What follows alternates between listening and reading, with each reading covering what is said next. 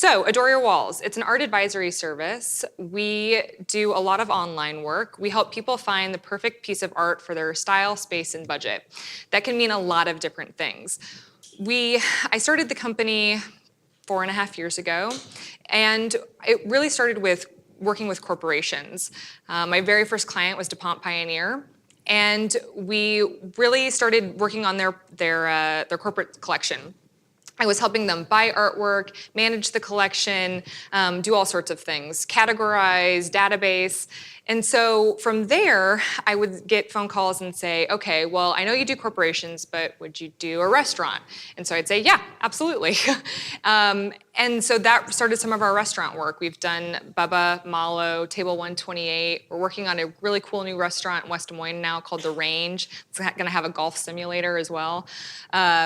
So we do restaurants. We also do AdoreYourWalls.com, which has online art advisory services. So people can buy an art package online. They fill out a questionnaire. They give us the dimensions of their space and a photo, and from there we help them suggest artwork.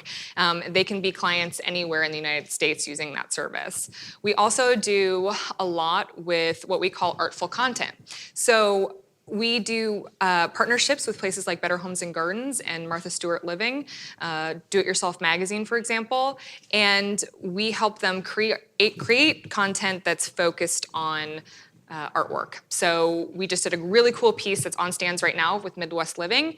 That's a 6 or 7 page spread that talks about really awesome Midwest artists. So we want to hold up and elevate, lift up Midwestern artists all of the time, but we work with auction houses around the country, around the world really.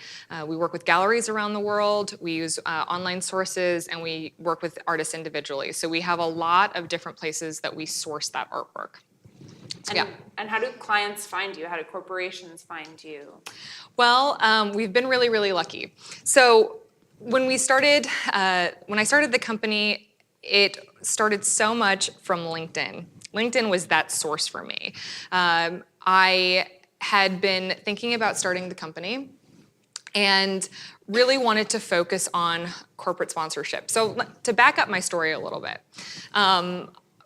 we talk about the decisions that bring you to starting your own company and the things that lead you to becoming an entrepreneur. Some of those were decisions that I made myself. Some of them were decisions that were made for me.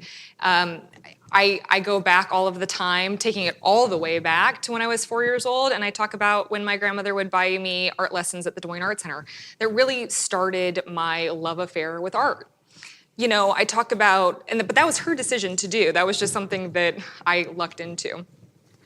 My parents, who are here, it was their decision to be entrepreneurs themselves. So I grew up in a house where that was the norm. That was their decision that I totally lucked into. And then I made decisions for myself. So that was going to the University of Missouri, graduating with art history and journalism, moving to Los Angeles, and getting my master's at the University of Southern California in public art. The wordy real name of it is curatorial practice in the public sphere, but we call it public art. And then it was that decision to move back to Des Moines. But to get real with you, because we're all friends here, you know, part of that decision was to move back for a job that I thought was the job. I thought it was the whole reason that everything had brought me to that point to get that job. And I did not get it. And it was something that I really had to readjust and adapt and really think about, okay, so what's next? And from there, I did a year of service with AmeriCorps with the Department of Cultural Affairs. And then on the very last day of my service, I got a job with Come and Go. And that was a huge pivotal point in my career because I was their in-house curator. If you have not seen the Come and Go collection, I urge you to go take a tour because it is out of this world. It's probably the best collection in Iowa outside of the Des Moines Art Center. But it is an incredible collection and I had amazing opportunities. However, I wasn't just focusing on artwork. And I realized fairly quickly that just wasn't the job for me. And I don't mean that in a scandalous way, but I think it's really important, and it has been important in my career, to figure out what I don't want, just as much as what I do want. Because when I figure out the don't, sometimes that's easier for me, and then I can help shape the do. And so I had been at Come and Go for about 10 months, not very long. But in October of 2012, I started seeing that there were other corporate art collections in Des Moines, and they were not being taken care of. When I first started taking on clients, there was artwork in janitors' closets. There was artwork that had been in the same place for 25 years. And I tell my clients all of the time, it's a valuable asset. Your art collection is a valuable asset, just almost like a stock or something. So you wouldn't leave your stocks in the same place for 25 years. You probably shouldn't leave your artwork in the same place that way either. So they really, really needed help. Maybe they had a CEO that had a love of art, or they had an in-house curator at one time, but the economy turned, and so they could no longer keep that person on. So they had these art collections, they just were not being taken care of. And I saw that there was this niche in the market that was not being taken care of. So that was October of 2012. By December, I had quit. And I got to start my business in December 21st of 2012. And so it's been 4.5 years. When I make a decision, I act fast. There's no question I've made up my mind. And so those are kind of all of the things that led me to that point. It was a lot of decisions over a lifetime, but. And did it go as you thought it would? It was better. It was so much better. I'll tell you, I should give you a cautionary note, that my superpower in life is getting people to quit their jobs. And I love it. It's a power that I love to use. I love helping people quit their jobs to pursue a passion. And because it was such an incredible thing for me. That's a whole different speech, that's a whole different talk, but if you want me to give it to you, I will over a lunch. We might have to hire you at the Iowa Center. Yeah. We are pro-entrepreneurship. Yeah, so. exactly. And it was quitting my job and starting the business was a revelation. It was completely liberating. It was everything and nothing like what I expected. It was so much better. And I think one of the greatest things that I personally experienced was that I did it here in Des Moines. Des Moines is a place that's built to support entrepreneurs. It really is. When we were living in Los Angeles, Nick and I talk about it all the time. You had to be a millionaire, to really make a difference. But in Des Moines, you have to have a good idea. It's not really about who you are. It's about a great idea and working hard and being kind to people, and then people will support you. I saw it last night. My company was having an issue with a project, and I had people calling me at 8, 9 o'clock at night, using their personal time to help me figure out the problem because they believed in the project we were working on. This was not affecting them or giving them anything, really. It was just helping me and helping the project and helping our business. And people in Des Moines do that all of the time. I'm so lucky to be here and doing this. No question. So talk about, you touched on it, but some of the experiences and lessons that you've learned, in starting a business, and when things don't go as you think they're going to go, what do you do? It sounds like you've built a good team to help you. Yes. So she's nodding to Kate, who's my sister, and she's also my COO. She joined the company in August. I have an incredible team, but I think the main thing that I've learned when things aren't going the way that you think they're going to is that you just keep going. You just do the work. And the life of an entrepreneur is a wild ride.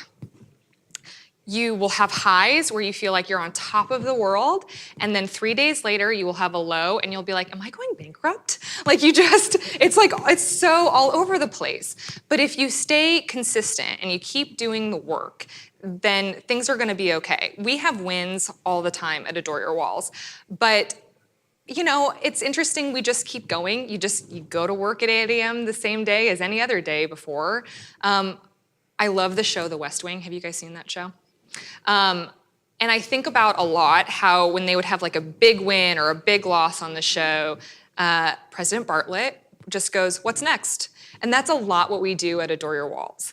we pat ourselves on the back and we celebrate our wins, but that was one win and now we want another. So we just keep going. And if we have a loss and it happens and we have a no or something like that, we just don't really let them get to us. No's happen all of the time, they happen daily, and they just kind of roll off our back. We learn from it, we figure out why it was a no, and then we take that knowledge to the next time. And we just don't let it get us down. We just keep going, we stay consistent. So you've touched on this a little bit too, but in terms of characteristics that define an entrepreneur, you have to be able to quit your job, sure, Yeah. maybe convince other people to do so. Yeah. You have to accept no, but Yes. what else do you think that you possess, or that maybe Kate possesses, or that your parents possessed when you were growing up as entrepreneurs, that stuck with you and that you think is necessary? I think the one characteristic that an entrepreneur has to have is the ability to adapt. And things you can plan, you can have the greatest business plan in the world. I worked with Christina at one point on my business plan. I knew that business plan was solid, right? But it did not turn out the way that I thought that it was going to go. It just doesn't, because other people see things too. That's one of the things that I love telling people, is that you just got to talk about your idea. You got to adapt, but you also got to talk about your idea, because there are people that are smarter than you, that have a different background than you do, and they're going to be able to take their experiences and say, well, have you thought about X, Y, and Z? And a lot of time I hadn't, and I thought, oh, that's a great idea. So I love talking about it, and I love being able to adapt, because like I said, we thought we were going to work on corporate art collections, and we still do that. DuPont is still my client to this day, but we're working on so many different things, and it's led to a much more diversified company, because we have a lot of diversified revenue streams that way, really being able to spread it out. So if we're not working on a lot of magazines that month, maybe we're working on more corporate sponsorships, or this month we're working on a restaurant. And that's something you didn't predict. Did not predict Not that in at the all. business plan. Not in the business plan whatsoever. I think it's also really hard for a business like ours to figure out what a yearly projection is going to look like, because we get phone calls all of the time, 2 months ahead of time, saying the due date's July 10th. What can you do? We had no idea that was coming. So again, being able to adapt and figure out the way to make it happen, because it's an exciting project, or it's just something that we're going to learn from, or whatever. The other thing is that Kate, for example, has very different skills than what I have. Bringing her on was the smartest thing I ever did, because we like to stay in our lanes. I am really, really, really good at what I do, and Kate's really, really good at what she does, and we don't want to do the other person's job. So that is one of the best things that I did for our company, was bringing somebody on that can focus on the other things. What are some of those other things? Oh, God. I gotta know. Well, Kate really works on logistics. I'm a creative person, and I want to come up with really, really cool ideas that we can execute quickly. I love doing that. I love working on the creative design. Those are the things that get me up in the morning, that keep me up at night. I love working on that stuff. Kate wants to make it happen. And that's really, really great, because I have a lot of ideas. She gets these cryptic emails at 3 a.m. that she's got to somehow, I know she's just like deciphering, like, what could this possibly mean? And then we, talk at 8 a.m. the next morning and really get to hash it out, and she figures out how to make it happen. So that has been an incredible partnership, for sure. One of my pieces of advice that I love to give to entrepreneurs is do only what only you can do. People pay me because of how I create designs, my creativity, not because of how I run QuickBooks, right? So it's been really important to me in the last 4.5 years to be able to focus on what only I can do, and then give things to Kate, for example, that only she can do, and give my accountant things that only they can do. Those are the things that has helped to expand my business faster than ever in the last year, because I've been able to focus on what I can do. So some people that have helped you along the way, it sounds like Christina, your team, the connection with LinkedIn at the beginning. You have a really great social media presence, Instagram, Facebook. If you don't follow Adore Your Walls and what Liz is up to, I encourage it because I think it's a great example of successful social media usage. Thank you. That's very kind of you. But you have a lot of inspirational sort of quotes in your office, and you just imparted wisdom to the group. But what else do you get inspired by, and who else has helped you along the way? Did you have an accountant off the bat, things like that? Yeah. So I had a great accountant. I had a lawyer that was willing to look over things as well at a discounted rate because I couldn't afford it. I had my family. I mean, they're all sitting over here. And they, having been entrepreneurs, Kate having it in her blood, my husband just being a creative person himself and incredibly supportive, they were all there listening. When I came to them back in October of 2012 and said, I have this idea, I want to start a business, they all went, super, let's do it. There was never a moment of, I don't know, is this right? Do you really want to do that? Because they realized what I realized, I think, was that it was a good idea, number one. But number two, I was 27 at the time. And what was going to happen? Nick and I were married, but we didn't have a mortgage. We don't have kids. I mean, what's the worst thing that's going to happen? I'm going to have to get another job. I mean, the failure was so much less extreme than what the positives could be that I knew that I had to go for that. And I had a team of people completely backing me up and telling me I could do it too. That's one of the things that my parents have given me is like an extreme amount of confidence that's probably not even well-deserved. Like at the ballet recitals, you were the best one, and I was not, But I went into that ballet recital feeling like I was awesome. So, I had that group of people, but I also knew pretty early on that I wanted to be able to protect the business. And part of that was getting an accountant that could look at my books, having a team, having the lawyer, but also just going and talking to people about it. So I was talking to Christina. I was talking to Tej Dewan. Tej is an incredible person, and when I did screw up my QuickBooks, he sat down with me for hours and figured out what I had done wrong. I mean, it's having those people on your side that's incredible. Great networking groups that I've been able to be a part of. I mean, there's just so many people. But today, like the people that I still rely on, the places like the Center for Economic Success, the Small Business Center, Square One, Mike Colwell, and what Christina's doing here. I use them all of the time. The partnership has been such a cheerleader. They have been on our side since day one. I think all of those places, Iowa Women Lead Change, IWLC, an incredible group. All of those people, your wins are their wins too. They really, really want to be able to make sure that you're succeeding and can lift up your story, because when something great happens, they can show other people that like Iowa is a great place to start a business. Des Moines is a place where you will be supported. So that your wins are their wins, and I use them on a daily basis. There's no question. And we try and all work together. I mean, yes. That's why Christina and I talked about this. We have Amy and Jill here from IEDA and from, why am I blanking on the name? Amy. What?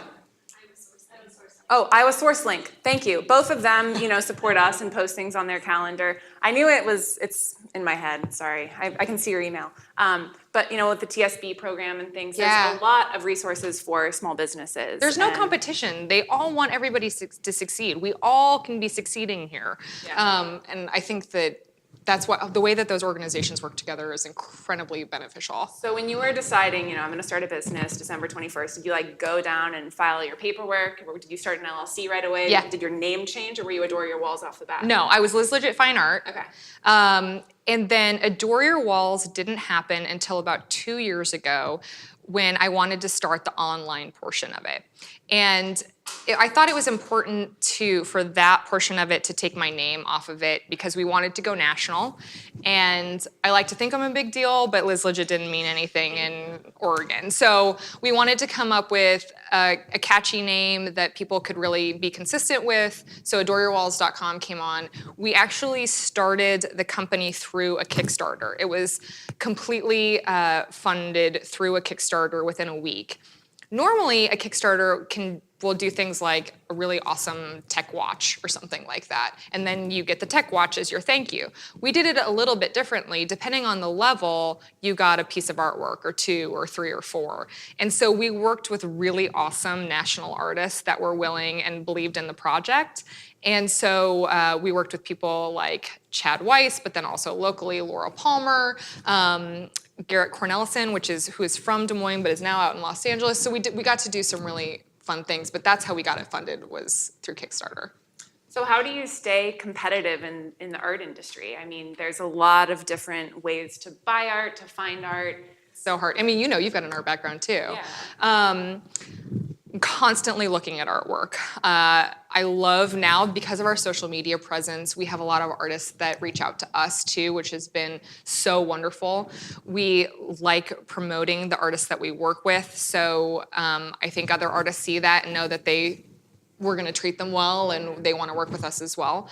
We have a lot of galleries that we work with. We work with Christie's, Sotheby's, Phillips. I mean, we work with them all, depending on the client level. We have clients that have a budget of $100, or we have clients that have multiple thousands. So it all kind of runs the gamut. And one of the things that I love about my job is that I really it's a creative puzzle piece, trying to find the right artist for the right space on that budget. There's so many things that go into finding the perfect piece of artwork. So you have to know a lot. I'm on Pinterest all of the time. Instagram is my jam. I love it. And I have my personal @Liz Lidgett, and then we have Adore Your Walls too. One of the things that you're talking about, our social media presence, we try to be very authentic. Kate and I are on Instagram stories all of the time because we are talking about our wins and we are talking about our losses. About a month ago, we had a day where nothing could go right. We showed up for a meeting about a mural. We do a lot of murals here in town. We showed up for a meeting for a mural, and the place literally did not have a wall for a mural. I have no idea why they took the meeting. It was just like one thing after another. But we got on Instagram and we talked about it. And did you end up doing a mural there? No. No. Maybe we will. Somehow we'll figure out a way. But not yet. But we got on Instagram and we talked about it, and we had a ton of feedback of people saying that on Instagram, especially in social media, it's a fake world. It's not real. It's not real life. And so if you can bring in some of that authenticity to what you're doing and show people that you're a real person and a real business, I think it really helps, and we gain followers, and we have a lot of interaction because of it, because they're like, hey, me too. Mercury must have been in retrograde. Like something was there that people really felt like, oh, you had a bad day and you wanted to talk about it, and like what the details were. And they can connect with that. Yes. And they appreciate that sense of kind of inclusion. Absolutely. But we do a lot of inspiration. We talk a lot about the projects that we're working on. We like showing projects halfway done because we like showing the process. People really get into that. Right now, on the Ford and Garland building on Locust and I don't know, whatever that is, 16th, 15th or so, Chris Vance is working on a mural right now, today.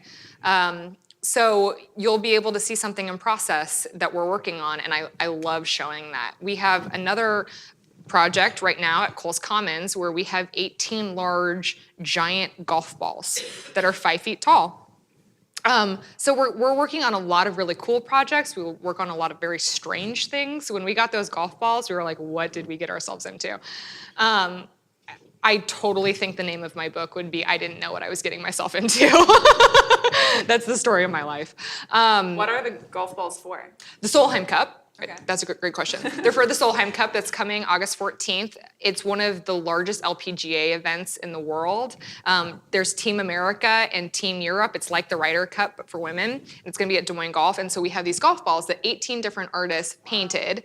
And they're all at Coles Commons together for the weekend. And then they're going to be dispersed around Des Moines and West Des Moines. And did companies sponsor the golf balls? Yes, they did. Okay, Yeah. so. The partnership did, DCA. Nice. Yeah, so anyway, there were 18 different sponsors too. And do the artists get paid for that? Yeah, oh yeah. Oh, see, that's awesome. Yeah.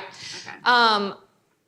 In the last month, so if you take May, for example, we try and create a lot of work for artists. We love doing that. We want to make sure that Des Moines is a place where artists can be full-time artists, that we have a really important creative economy, that we are working our ways toward being truly one of the greatest creative and artistic communities in the Midwest. That's what we really want to see. And I think part of that is making sure that the opportunities are here. So we're trying to always make new murals and trying to talk to corporations about coming up with new projects that they previously hadn't been thinking about. In May, we wrote checks to over 40 different artists. That's awesome. So we're creating work for people here, which is one of those things that really gets me excited. Yeah. Yeah. So when you started Liz Lidgett Fine Art Yeah. and then switched, what was that process like for you? You saw opportunities. Was it an idea at dinner one night with Nick? Did Kate talk with you about it? Like, was it a pivotal, like, yes, this is it moment? Or how did you come up with the name? Like, how did all that, that's 100 questions in one, but how did all that transpire? Man, I mean, that feels like such a blur now. Like I told you, we act fast. Yeah. So one of those things, it was a conversation with Kate, it was with Nick, it was with my parents, it was with anybody that would listen. Annie's in the back, I'm sure she remembered me talking about it. There were people that I was like, I think I have this idea. I think it could work. What do you think? And they really would give me a lot of feedback, and I go back to talking about it all the time. But it was this kind of conglomeration of wanting to continue the business to expand. I was having people call me from California and Texas and friends and people that had seen me on Instagram saying, I love your work. How can I work with you if I'm not in Iowa? And I didn't have a way to do it. So Adore Your Walls came from, and naming something again, Liz Lidgett Fine Art was so easy to name. And then naming something again was so hard. We had a list of probably 50 different options. But then you've got to go through the trademark and the copyright and all of that and see what else everybody else has come up with. And is it too close? And man, it was just a headache. But we came up with Adore Your Walls because we really want people to adore their space. And I would have people say to me all the time, I have this wall, it's blank, and I just hate it, and it makes me, I get home at night and I don't have enough time to even think about it, and when I do think about it, it disappoints me, and it's like, there were like a lot of feelings in these blank walls, right? And so that's why we use the hashtag No More Blank Walls all of the time. I jokingly have, but kind of really call myself the crusader against blank walls. I'm trying to eradicate blank walls from America. There's a bunch in here. I know there are. I'm like looking at one right now. You better talk to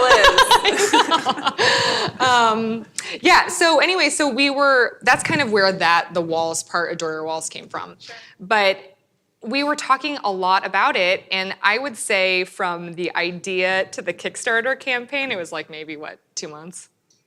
Yeah, if that. We were having phone calls fast and furious with artists from around the country to see if they would give us the rights to their artwork to be able to print it for the campaign. And again, it was one of those things where people were like, this is a good idea. Yeah, I want to support it. So it happened really, really quickly. And then the great thing about the Kickstarter was that it proved that there was an audience for it. The fact that we were able to do that so quickly and have it sold out within a week showed to me that people were excited about the idea and our business and all of that. So it showed me a little bit of viability too. And you had a video on the Kickstarter, yeah, right? Okay.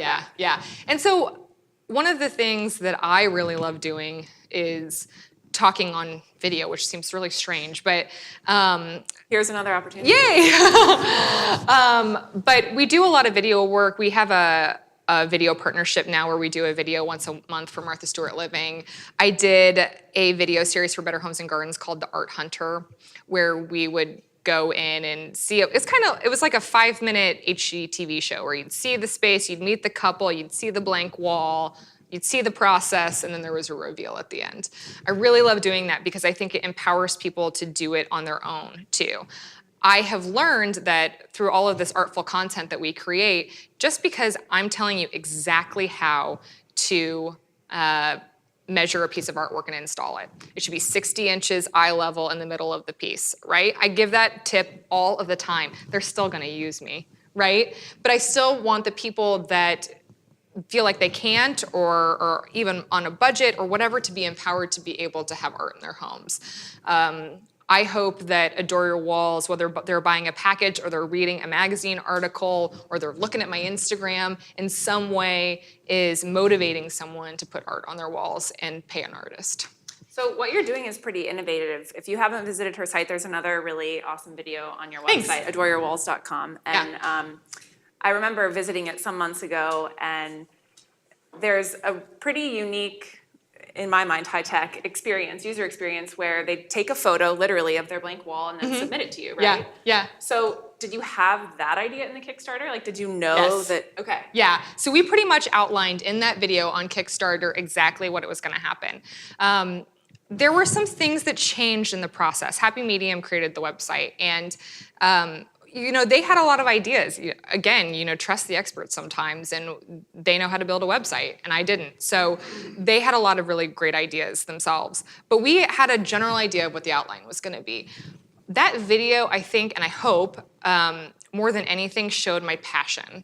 And especially for the Kickstarter, because I got to talk about why I feel like people should have art in their home, why they should live with it, that I want to get rid of blank walls. I really tried to show the passion aspect versus the nitty-gritty, and I think that was part of the reason that people really got on board, because they saw that there was a real person behind this company. It wasn't just some nameless conglomeration of a weird board that nobody knows or anything.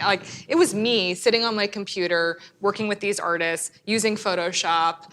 I think that was part of the process, for sure. So when you started marketing Adore Your Walls, and as you continue to do so, to kind of circle back to an earlier question that we weren't ready for. Oh, yeah. What was your marketing like, one, and then two, how do you continue to get clients? Right. So we're super lucky that most of it comes from word of mouth. Which is most businesses, I would say, anymore. Yes. We have tried doing the Google AdWords, and we've tried a couple of different things, but truly word of mouth is where it's at for us. Doing good work and making work that people want to talk about is number one. I am also shameless. So if I'm doing a project that I think is cool, I am emailing the business record, I am emailing the register, I am getting on the phone with KCCI, and I've developed those relationships, but making sure that they know about the project too, and don't you think it would make a great story? And a happy story. And a happy story, right? Yes, absolutely. Yes, absolutely. So we do a lot of shameless promotion that way, and that's basically what social media is too, and that's where we spend most of our marketing time. We do Facebook, but Instagram is so highly visual, and because they have that story version of almost like their version of Snapchat or something on it now, we can show in the moment what we're doing and what we're talking about. We do Facebook Live sometimes now too, but we're not paying for advertising. Mm-hmm. We haven't had to do that yet, which is great. Right. So when you started the Kickstarter, you just pushed that out to kind of everyone you knew and said, this is it. Yes. Please share. Please give me money. You like that? That's pretty much what the email was. But it worked. It was great because the way that Facebook reach ends up happening is that it's popping up in all of these people's feeds. And what's really interesting now is that it happens to me once a day now that I say, hi, my name is Liz Lidgett. Somebody goes, great, I follow you on Instagram. So my social media presence has now totally preceded. Right. Well, how many followers do you have? Do you have almost 25,000 now, which is great for Liz Lidgett. And then Adore Your Walls has much fewer, but it's kind of a symbiotic relationship that it goes back and forth. And I'm talking about Adore Your Walls work all the time, and we're pushing it that way too. Because one of the things we did for the very first time in April was an Instagram art sale. So this was one of those 3 a.m. ideas that I just wanted to try out, because we don't normally sell artwork. We help buy artwork. But what I wanted to try was just putting a photo of a piece of artwork that we had 30 of in Instagram at a set time and have people write sold. And then we direct messaged them for their email, and then we sent them an invoice. We sold out of one of the prints in under 10 minutes. Wow. We sold over 125 pieces of artwork in a day, all through Instagram on Adore Your Walls. So we're gonna be doing another one June 24th, Saturday, June 24th, and it's all Iowa artists this time. So we're really excited about that too. It was Christy Kohut, who's a Chicago artist, a pretty well-known national artist that we work with a lot. And her artwork is really fun and amazing. It's called happy art. I mean, people like it. It's very energetic. But we're working with Iowa artists this time, because one of the things that gets me really excited is when we're doing a project like Malo, or we did Bubba recently, where we are working with local artists, national artists, and international artists. I want to show that Iowa artists can be a part of that conversation seamlessly. And one of the ways that I've been able to do that is through the restaurants, because people are so, I mean, it's one of those ways that like you can get so many eyes on things. And the reaction to their artwork has been really, really good at all of those places. But we make a very conscious effort for a couple of things. Especially at the restaurants, we're doing local, regional, national, and international. We also make sure that there is a pretty even number of men and women artists. We also like showing ethnic diversity too in our artists, because which can be difficult, quite frankly, especially if you're looking at Iowa artists. But we did all of the murals on the wall of Roca. There's 12 murals. And one of the things that I am super excited about is lifting up female artists, especially because the, you see these percentages that it's like 75% of men are male artists are in major museums, right? But then like 90% of the nudes are women. So it's like the way that we see women in arts is wrong, personally. And so we are trying to do the very little portion that we can to make sure that we're buying from female artists. Our golf balls, it was not a conscious effort, but it just happened that it was something like 15 out of the 18 were female artists. Wow. There's a lot of women working here right now, and so we're really excited about making sure that we are showing gender diversity, ethnic diversity, any diversity that we can in the art world here in Iowa. One, artists are entrepreneurs in their own right. Yes, absolutely. So by supporting them, you're supporting that whole ethos of... Yes, absolutely. I mean, I get really excited. Like I said, I love getting people to quit their jobs.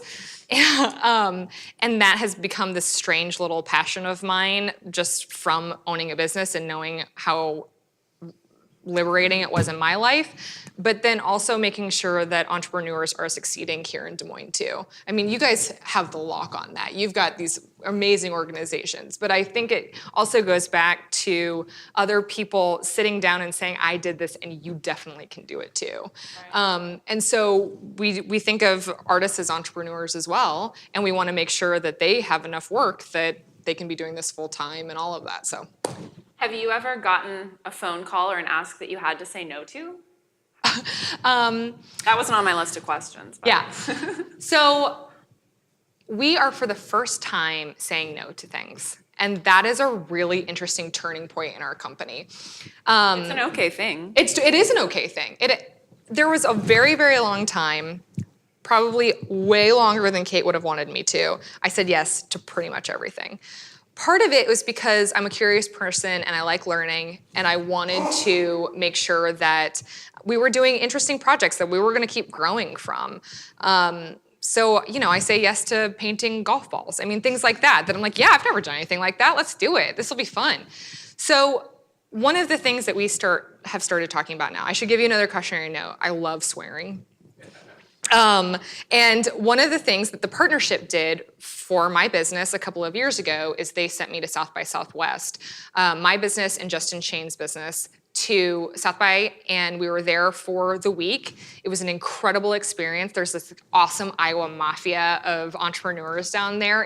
They have this cool, they like rent out a bar or get a tent. It is so fun. You feel like Iowa is the coolest place in the world, really, when you're down in Austin, Texas. You can't believe it. So the partnership sent me down there to help represent Des Moines and Iowa businesses. And one of the things that I'm gonna kind of abbreviate this because we're on camera. If it's not a hell yes, that it's an F no, is what the talk was. And I think about that all of the time in our career now and in just in my daily life, because you can say yes to so many things and get overwhelmed. That's one of the awesome things about Des Moines is that there are so many opportunities. I mean, your calendar could just be booked day in and day out. But now we're trying to do things that are really excite us. And we talk a lot about what does adore your walls give an F about. It's actually up on our windows. We used a marker. And if we've got 3 or 4 things that we really, really care about. These are our whys, they're our guiding principles. And if a project doesn't relate back in one of those ways to the things that we give an F about, then we're not gonna do it anymore. And we've started saying no. And it's been hard for me because I love being like, yes, yes, yes. And Kate's sitting there while I'm on the phone. She's like, don't say yes to that. Don't do it. Well, and another, right, voice of reason. That is why you're a good partner. Yeah. Well, and you've established like your sort of own internal mission, vision, and like pillars of what's important to you. Exactly. Success. Yes. So it's been important for us to identify those things and really be, just to think about it and be strategic on what we're saying yes to anymore, because there's a lot of opportunities out there. We really did, one of the greatest things about this business is that we filled a niche that wasn't being taken care of. And the opportunities keep coming and I love it. It's so exciting, but there are just things that we shouldn't be doing. So we're gonna say no now. Sure. Yeah. So I'll ask one more question and then we'll open it up to the floor. Okay. Since it's, I think, about 10 till. Oh, great. I'm sure no day is standard in your world, but outline your typical day for us. Like, do you wake up at the same time every day, or is it just kind of a who knows what's going to happen today? Well, yeah, you kind of hit it on the head. There's really no typical day. I try a few times a week to wake up at 5:45. Sometimes I hit the snooze button more than I should to go work out. And then, I take a quick shower and then I'm on to emails. I try and spend part of the morning time by myself because that's my time to get through emails, and then we do a lot of writing, and that's my time to get that done if I have an article due. Then Kate and I are back together and kind of talking about, we have an office now for the first time in the Temple of Performing Arts on the 3rd floor. It's awesome.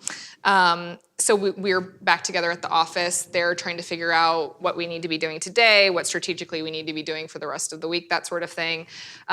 Sometimes I'm prop shopping if we have an article coming up. Recently, we had to do some florals and I stopped in my neighbor's yard and asked if I could cut some flowers. My days are so segmented and surreal sometimes. We're doing phone calls. Sometimes I'm giving a speech. I don't know. Sometimes I'm picking up giant golf balls. You just got to look at your calendar and see what the day holds. Yes, exactly. Yeah, makes sense. And then I realize that I've overbooked myself, so I got to be somewhere, and Kate's got to go somewhere. Kate calls it the Liz Express, and she does not want to be on that train. So I just got to go all of my different places, and she's got to keep the fort down. I love it. Yeah. Any questions from the audience for Liz? Yeah, Bob. Hey, Liz. Hey. Congratulations on your ongoing success. Thank you so much. Changing gears just for a moment, though, I know you were voted to the YPC of the year. Yeah. Put a little meat on the bones and why you respected and maybe admit again that your mother was right. Oh, well, yeah, you're her favorite person for saying that. So when I lived, the backstory to that is that when I lived in Los Angeles, and I told this to Bob, Bob was one of the very first people that I told him that I was starting this business, and he was so supportive. And I told him the story that my mom would call me while I was in Los Angeles, and she would be watching on the news a car chase, and they would always be in Los Angeles, and she'd be like, "When are you coming home?" It was just, she hated it. I know my dad hated it too, but she was the vocal one.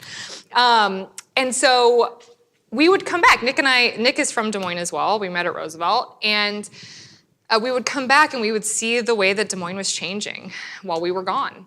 And it was happening so quickly, and we felt that it was the right time to be back in Des Moines and really make that chance and that change, and we could be a part of something. So I won in 2013 or 14 the YP of the Year award from the Register, and it was a huge, huge honor. Why I won that, man. I wish that I had some specific reason. You're a small business owner. I was a small business owner, and Des Moines really likes to lift those people up. I think that I have tried to be really strategic to work on I don't say yes to everything anymore. And I've been able to focus on things. The Des Moines Art Center is my love. Is my love. I love working with that place. I've done many, many different things with them. I love Des Moines Ballet. I danced with them as a little kid with Ballet Iowa at the time. My mom was president of the board at the time. I grew up with that organization. I'm trying to give back to organizations now that have had a very real impact in my life. So those are the things like the Art Center at the Ballet. I work with my sorority nationally now because, man, they gave me so much. I work with the University of Missouri and try and do stuff with the University of Southern California people. It's all along the way, all of these organizations have believed in me or taught me something. And so now it's my turn that I have the ability to make sure that the next generation of little Liz's, that's a scary thought, can have those same opportunities and can still go to the Art Center for free and take a class and fall in love with art. Yeah. Yeah, okay. First of all, the murals around town are awesome. Thank you so I much. don't know if you're involved in all of them, but We try to be. Thank you. Anyways, and then second of all, what exactly did your Kickstarter support with your business? Right, okay, that's a great question. Yeah, absolutely. So I didn't have a website before, really. I had LizLidgettFineArt.com, but to be able to have an e-commerce site, those things are expensive. And so our goal was $10,000. So the Kickstarter funded up until about $12,000 of that. The other way that I ended up getting funded, because I have up until this point not had to take seed funding or have to take a bank loan, which has been an incredible thing for us. But I went and did a pitch competition. And it was called Invest in She through Iowa Women Lead Change. And I won $10,000 in a night, which was unbelievable. It was the first time I had ever pitched. We drove to Cedar Rapids. In every single way of the term, I have a family business. I mean, my sister is my COO. My dad is our general contractor. He has business cards that say so. My mom advises us all the time. My husband is my sounding board and helps me with creative stuff all of the time. So my dad drove me to Cedar Rapids, and I did a video for them, and then they all drove back to Cedar Rapids with me, and we did the pitch competition, and I think it's because they yelled the loudest. And then my mom started crying, and then the person next to her was like, "What just happened to you?" She was like, "That's my daughter." I mean, that's a lot of money, and it's pretty Oh, it was huge. competitive. It was huge. But so a pitch competition, I know there are more opportunities around the way that way, but we tried to get creative with the funding. Yeah. There's Innovate Her too through the SBA, and I don't even know if they do that program anymore. I think Do that they you guys just know? I think they got rid of it. Yeah. Yeah, I think that they are putting a pause on it at least. Yeah. So. Anyway, but it was the website and all of the e-commerce site. So basically everything that I got went directly to my website company. You had a question back there? Yeah.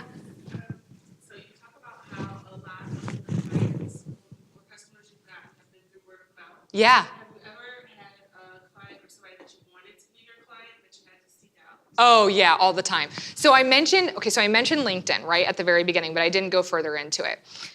LinkedIn was that tool that really helped me start my business. I reached out to so many people through LinkedIn. I was constantly doing this search about, okay, so I knew Pioneer had an art collection. I knew that they didn't have anybody taking care of it right now. So who do I know that works at Pioneer, right? So I was on LinkedIn trying to figure that out, and I had a very, very loose connection, but I asked the guy to coffee. And within a week, they were my client. So LinkedIn has still to this day been that tool for me when we're trying to find certain ways into certain companies. Art is kind of funny because sometimes it's like under the real estate division, or sometimes it's under like custodial services, or you have to find this bizarre way in. But LinkedIn has been that tool. I try never to just cold call. I try and have somebody say, this is my friend Liz Lidgett. She has a business. Would you mind talking to her? So even if I don't really know that person, they're willing at some point to say that. I did not do this alone. I have had so many people stick up for me, pass my name along, pass my business card along. I mean, Des Moines is incredible, but I try not to cold call because it doesn't really ever seem to get anywhere when I've tried it. Did you take the plunge and do premium on LinkedIn? No. You don't pay a subscription? I know, I'm so cheap. No, I know. I met with a client yesterday who swears by LinkedIn Premium, so. Oh, that's good to know. Are there any premium users in the room? No? Oh, well, we can hear this story from someone else, but it's supposed to be, I've heard it works for some small businesses. So. Okay, that's good to know. Yeah. That's good to know. Yeah. Great. Last question, and then no more questions? Yeah, they're all there. So they're on Coles Commons. Right now is Bankers Trust Centennial event. And so they're all out. It's until 2. There's free lunch if you haven't eaten. Yeah. Oh, it was a total pain. I mean, we thought that they don't fit in normal cars. They didn't really fit in vans. We did some pretty interesting rope tying to get them to stay in. We thought they were all gonna just come out on the freeway, but yeah, it was rough. But they're all there now. And then they'll be dispersed on Monday to all of their final resting locations. Annie, Yeah. you have a question? So you mentioned that you had a business plan, but you're in growth mode now. You brought on Kate. Yeah. You're doing lots of different things. Do you feel like a lot of your planning happens as projects come on, or do you do annual business planning, quarterly? What does that look like? Great question. That's a great question. It's probably a hybrid, quite honestly. We do a quarterly talk about what we hope is going to happen in that quarter. But like I said, things happen where they give us deadlines of a month or 2, and we figure out a way to do it.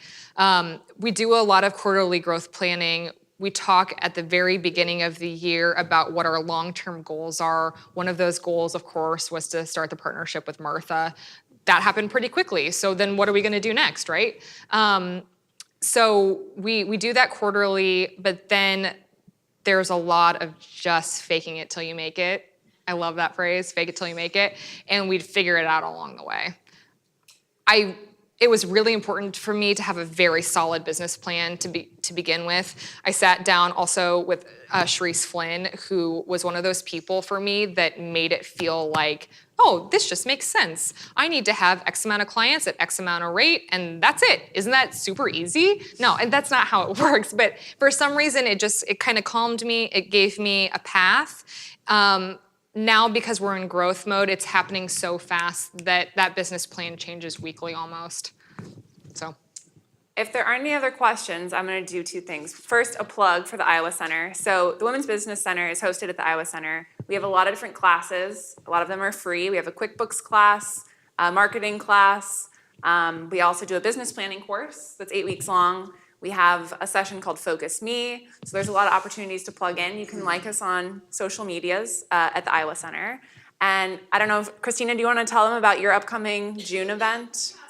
Then we'll applause for you, I promise. that's all right. Well, the next First Friday series. Oh yeah, is thank July you for 7th. reminding me. We have First Friday every month. The next one here will be in September. Here at this Yeah, here at the partnership. The July one is Lang Von Reef of Akili Design, and she also runs Agora Des Moines, which is an event space on Hickman. August is Sue Horton of Central Iowa Compounding, and she's speaking at the West Des Moines Incubator. And yeah, we have a lot going on.